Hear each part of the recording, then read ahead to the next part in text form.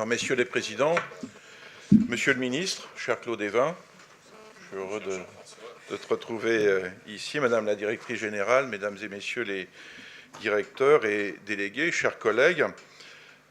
Comme vous le savez peut-être, je suis membre de la commission des finances de l'Assemblée nationale. Mon mandat me porte donc plutôt à m'intéresser aux questions budgétaires et fiscales, en particulier en lien avec différents domaines tels que la défense, puisque ma circonscription va bientôt accueillir ce qu'on appelle le Balargone, l'ensemble des états-majors des armées et peut-être aussi le cabinet du ministre, mais aussi la culture, puisque je suis rapporteur spécial pour le budget patrimoine-culture. Et ce sont donc des sujets que j'appréhende au quotidien, vous l'avez compris, plus que les politiques de santé publique.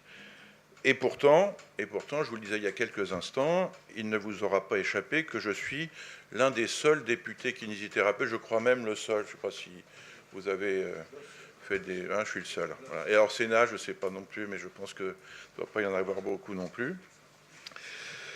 Et à ce titre, et vous le savez bien, chacune et chacun d'entre vous, nous avons souvent l'occasion de nous rencontrer, je suis naturellement sensible à l'actualité de la profession. Et je me tiens informé avec une attention toute particulière des textes de loi examinés à l'Assemblée nationale qui peuvent bien sûr avoir une incidence sur les masseurs kinésithérapeutes. Mes premiers mots vont donc aux présidents Pelka et Choulot pour les remercier vivement de leur invitation. D'une certaine manière, je vous le disais il y a quelques instants, je m'y sens en famille. Je souhaite également les féliciter, ainsi que l'ensemble des organisateurs, d'avoir pris l'initiative de ce colloque. Nous l'évoquons souvent avec le président David.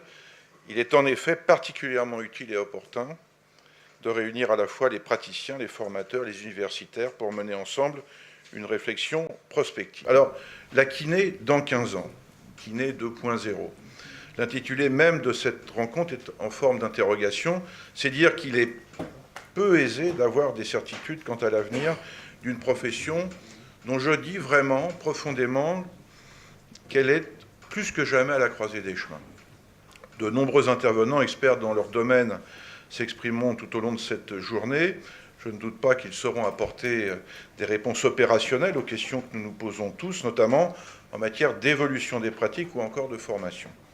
En ce qui me concerne, ce propos introductif me permettra de développer ce que je crois être les lignes forces de la profession pour les années qui viennent, sur la base donc de mon expérience de kiné, certes lointaine, mais toujours, je vous le disais, bien présente dans mes gènes, autant que de mon travail de législateur. Je partirai, si vous le permettez, d'un double constat. Le premier constat est celui du vieillissement de la population, qui est évidemment totalement déterminant pour les problématiques de santé publique, non seulement s'agissant du financement des retraites, mais également pour les professions médicales et paramédicales. Aujourd'hui, en France, les personnes âgées de plus de 65 ans représentent un peu plus de 18% de la population. En 2020, ils en représenteront près de 20%. Et si l'on veut se projeter encore plus loin, nous voyons qu'en 2050, plus de 26% des Français seront âgés d'au moins 65 ans. Quelques chiffres, puisqu'il faut rester au plus proche des territoires. Dans le 15e arrondissement, qui est donc ma circonscription, 240 000 habitants, 47 000 de ces 240 000 ont déjà plus de 60 ans. C'est près de 20% de la population de cet arrondissement, en tendance d'accroissement permanente de recensement à recensement. 11 000 personnes, là aussi en augmentation, ont plus de 80 ans, soit 4,5% de la population. Et on en parle souvent avec Claude Évin, le 15e compte 4 EHPAD, 7 maisons de retraite privées, mais on le sait, le foncier est extrêmement cher, et nous rencontrons dès aujourd'hui, dès maintenant, des problématiques de prise en charge de ces populations, et nous souhaitons, nous élus, que ces familles puissent rester proches les unes des autres et que les personnes âgées ne quittent pas l'arrondissement, le département pour se réfugier dans des établissements médicalisés en petite, lointaine couronne, voire même en province. Le second constat est que les masseurs-kinésithérapeutes font face à ce qu'il faut bien appeler une captation de parts de marché par d'autres catégories de personnel dans des domaines qui leur étaient auparavant réservés de fait. C'est le cas notamment de prestations non thérapeutiques de confort telles que les massages, et l'avènement de filières universitaires liées en particulier au STAPS n'a fait qu'amplifier ce phénomène qui bouleverse le paysage paramédical. Préparateurs physiques, praticiens de confort, ostéopathes, tous prennent de l'importance au détriment du rôle des kinésithérapeutes. Ces enjeux doivent nous amener à réfléchir au renouvellement de la profession, s'agissant tant de la formation, initiale ou continue, que des modes d'exercice salariés ou libéral. De ce point de vue, le défi à horizon 2020 me semble être de faire ou de refaire du masseur-kinésithérapeute un acteur central dans le domaine de la santé. Sur le plan de la formation, le rapport études-diplômes-carrière n'apparaît pas correctement calibré. La réingénierie amorcée à partir de 2014 conduira concrètement les étudiants à faire 4 années d'études pour le grade de licence. À ce stade, nous sommes donc au milieu du gué dans le processus de mastérisation.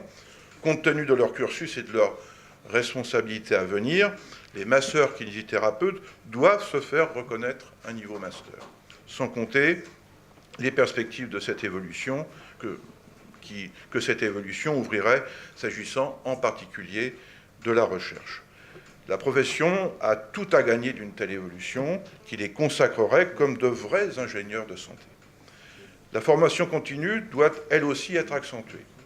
Il faudra, me semble-t-il, aller plus loin que le développement professionnel continu, prévu par le règlement, la reconnaissance de compétences actualisées étant en effet indispensable pour garantir constamment, vous l'évoquiez dans votre propos introductif, la qualité des soins tout au long de la carrière.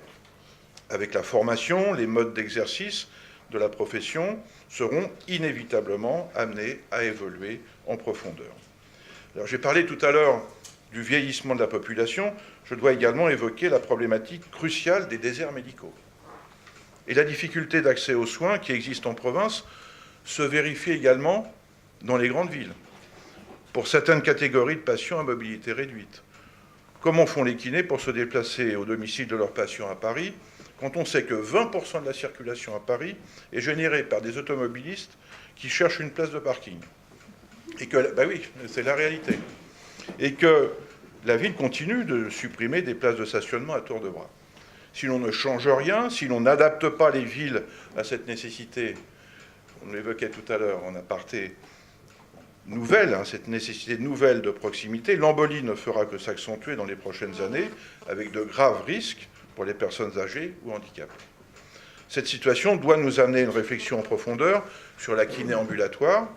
À l'heure actuelle, les recommandations émises par la Haute Autorité de Santé déterminent les conditions du suivi des patients après un certain type d'intervention. De plus en plus, les contraintes budgétaires qui pèsent sur la sécurité sociale conduiront à préférer l'ambulatoire dans tous les cas où cela est possible.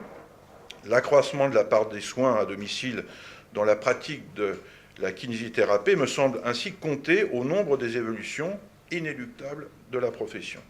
De ces questions découle celle de l'opportunité d'une obligation de soins le week-end pour réduire les temps d'hospitalisation, mais également des astreintes qui tendront à devenir, vous en conviendrez, inévitables.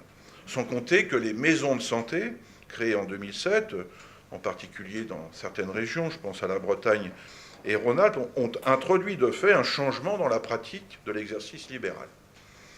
Par ces quelques mots introductifs, et avant de céder la parole aux prochains intervenants, que je salue, je souhaitais poser un certain nombre de constats et d'interrogations. Je ne prétends évidemment pas proposer des solutions à ces problématiques qui concernent au premier chef les praticiens que vous êtes, et je serai très attentif aux conclusions qui pourront être tirées de cette journée d'échange qui promet d'être fructueuse.